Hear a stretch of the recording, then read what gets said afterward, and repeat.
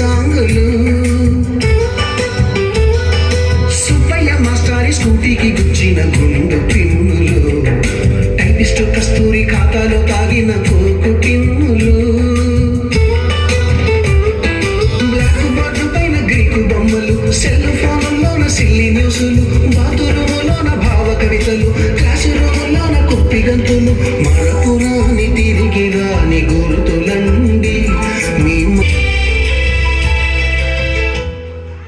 మిత్రులందరికీ ఒక విజ్ఞప్తి.